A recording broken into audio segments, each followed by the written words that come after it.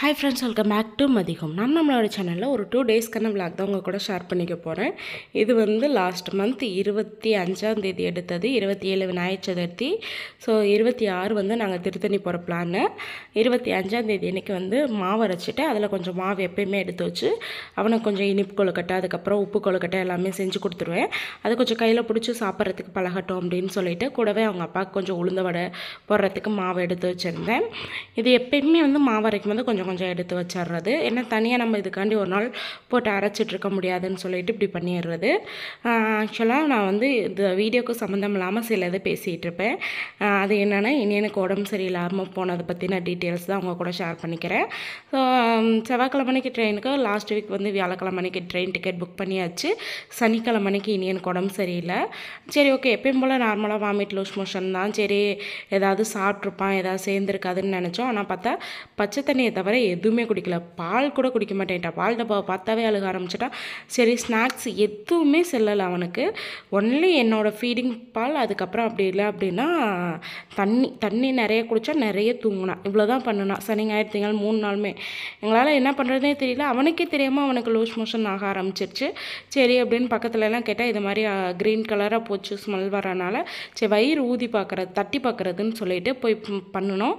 அது வந்து முழங்கையில் தான் வந்து எடுத்து விடுவாங்க. அது மாதிரி எடுத்து விட்டப்போ அவனுக்கு வந்து கொஞ்சம் சரியாச்சு. ஒரு நாள் மட்டும் சண்டே அன்றைக்கி, மறுபடியும் மண்டே ஸ்டார்ட் ஆயிடுச்சு. சரி நம்ம செவ்வாய்க்கிழமைக்கு ஹாஸ்பிட்டல் போயிடலாம்னா ஹாஸ்பிட்டல் போனால் டாக்டர் முன்னாடி லூஸ் மோஷனோ இல்லை வாமிட்டோ எதுவுமே நடக்கலை.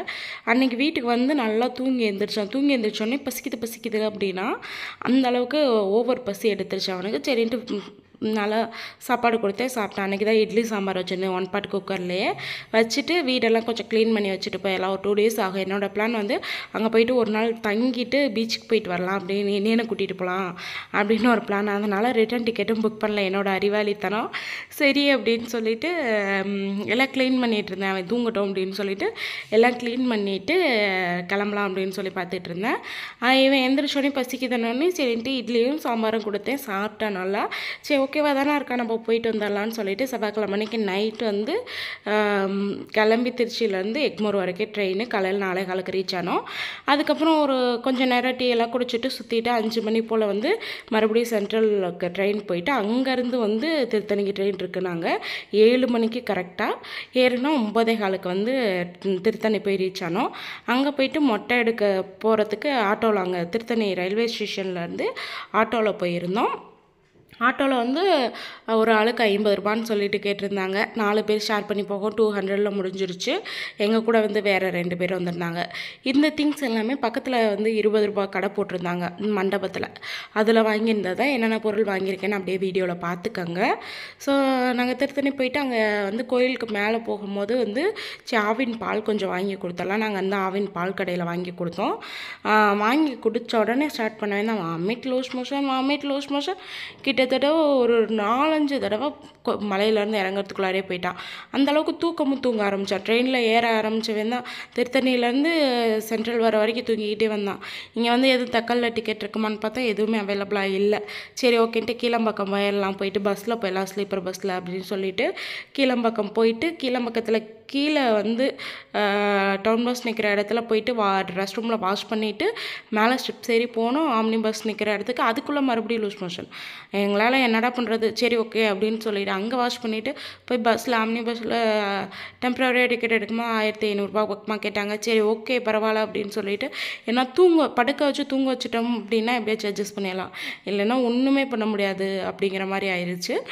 சரி எப்படியாச்சும் வீடு போயிடணும், நம்ம ப்ரைஸை பார்க்கக்கூடாதுன்னு சொல்லிவிட்டு பர் ஹெட் வந்து 1300ன்னு சொல்லிட்டு டிக்கெட் எடுத்துகிட்டு கிளம்பி ஏறி படுத்த உடனே தூங்க ஆரம்பிச்சிட்டான். அவனால் முடியல.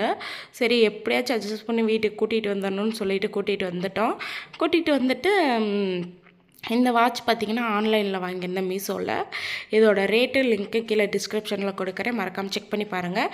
200+ தான். ரொம்ப நல்லா குவாலிட்டியாக இருந்துச்சு. செக் பண்ணி பார்த்துட்டு நீங்களும் வாங்கிக்கோங்க. வீட்டுக்கு பார்த்திங்கன்னா நைட்டு ஒரு 11 மணி போல் ரீச் ஆகிட்டோம். மறுநாள் காலையில் வேறு வழியே இல்லை.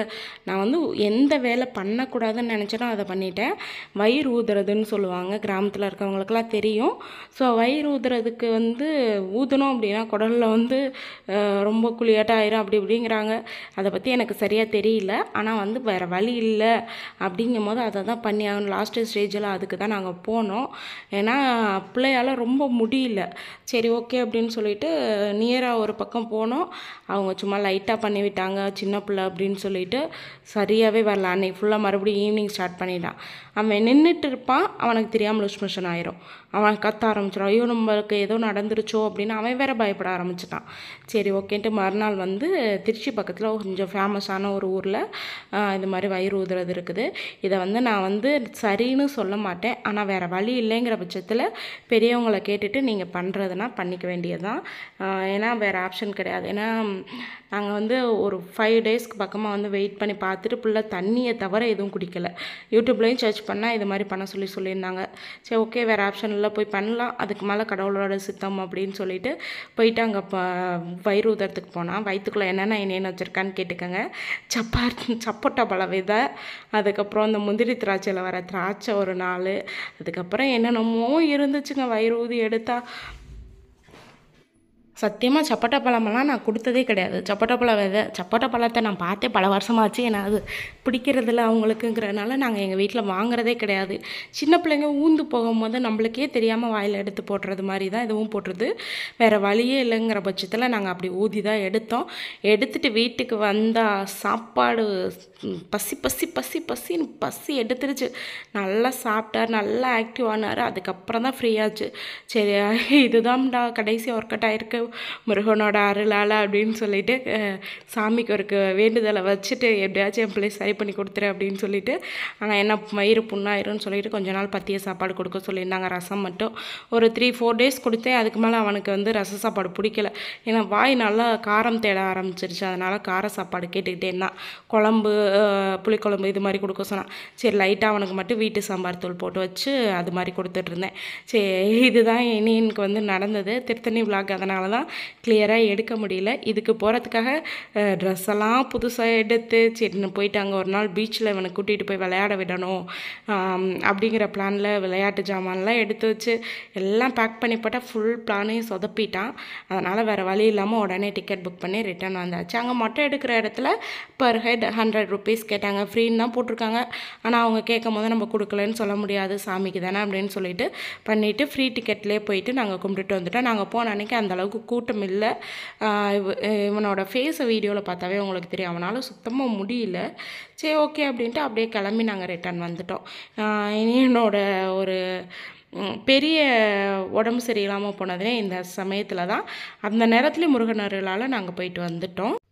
அவன் இதை விட உடம்பு நல்லா இருந்துச்சு அப்படின்னா நிறைய பீச்சுக்கு போயிட்டு மாலுக்கெல்லாம் கூட்டிகிட்டு போகலான்னு ஒரு பிளானில் தான் போயிருந்தோம். பட் எல்லாமே சொதப்பிரிச்சு. சரி ஓகே பிள்ளையோட உடம்பு தானே முக்கியம் அப்படின்னு சொல்லிட்டு ரிட்டர்ன் வந்தாச்சு. அவன் இந்த அளவுக்கு கோஆப்ரேட் பண்ணி அவன் கூட வந்துட்டு ரிட்டர்ன் வந்ததே பெருசு. வெறும் தண்ணியிலேயே ஒரு நாள் ஃபுல்லாக ஓட்டிகிட்டு எங்கள் கூட ரிட்டர்ன் வந்துட்டான். முருகனையும் தரிசனம் பண்ணிவிட்டு. உங்களோட குழந்தைக்கு இது மாதிரி ஏதாவது சம்பவம் நடந்திருந்தால் மறக்காமல் கமெண்ட் பண்ணுங்கள். நாங்கள் பண்ணது சரியாக தப்பான கமெண்ட் பண்ணுங்கள். நெக்ஸ்ட் ஒரு வீடியோவில் பார்க்குறேன்.